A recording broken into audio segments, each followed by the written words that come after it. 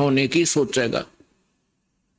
और वो 50 लाख का लोन ले लिया, बिजनेस ठीक चला नहीं, अब 20 लाख वो गई और 30 लाख 50 लाख का लोन गया। वो सेठ उस टेंशन के अंदर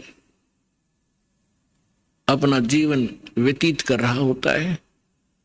फिर सोचता है अब दूसरा बिजनेस करता हूं।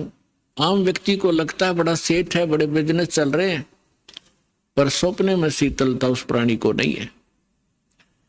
सेठ साहूकार यानी धनी व्यक्ति समझते हैं राजा लोग सुखी होंगे। एक घर का सदस्य, छोटे से घर का जिसमें 5-4 सदस्य होते हैं, एक घर का मुखिया जिसमें 5-4 सदस्य होते हैं, वो उनके निर्वाह में, उनकी व्यवस्था में कितना दुखी होता है। किसी की फीस भरनी है, किसी को एडमिशन दिलाना है, किसी के कपड़े लाने हैं, कोई विवाह के योग्य हो गया है, और भी बहुत सी पारिवारिक जो समस्याएं हैं वो सामने अड़ी रहती हैं। और एक राजा एक क्षेत्र का मुखिया होता है, उसको और भी ज्यादा टेंशन रहती है अपनी प्रजा को सुनियोजित रखने की और लॉ एंड ऑर्डर बनाए रखने की। तो स्वप्न में सुखी नहीं होता राजा। ठीक है, वो बकवाद करते हैं, वो लोग थोड़ी सी राहत पाकर घूटी लगा लेते हैं, नाच गाने देख लेते हैं, लेकिन अंदर से वो ज्यों के त्यों जल रहे होते।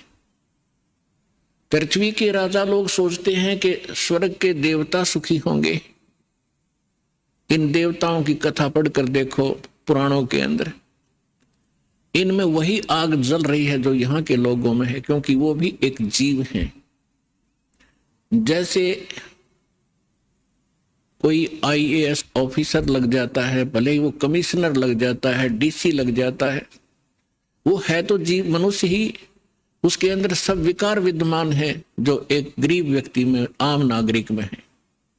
काम, क्रोध, मोह, लोभ, अहंकार, उससे भी वो सड़ रहा है। बेशक वो अधिकारी बन गया है, साहब बन गया है, लेकिन उसके ऊपर जो आपदाएं हैं, प्राकृतिक दुख हैं, ज्यों के त्यों बने हुए हैं। इसी प्रकार वो देव समझो, और देवता लोग समझते हैं कि इंद्र सुखी होगा, वो देवताओं का राजा है। इंद्र की कथा पढ़कर देखो, कितनी बार राजा इंद्र जो है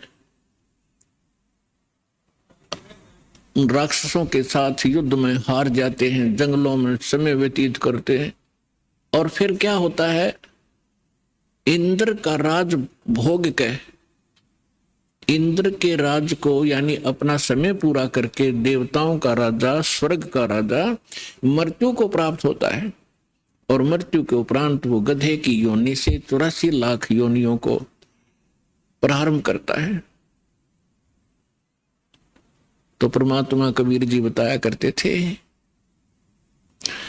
भाई तंदर सुखिया कोई ना देखा।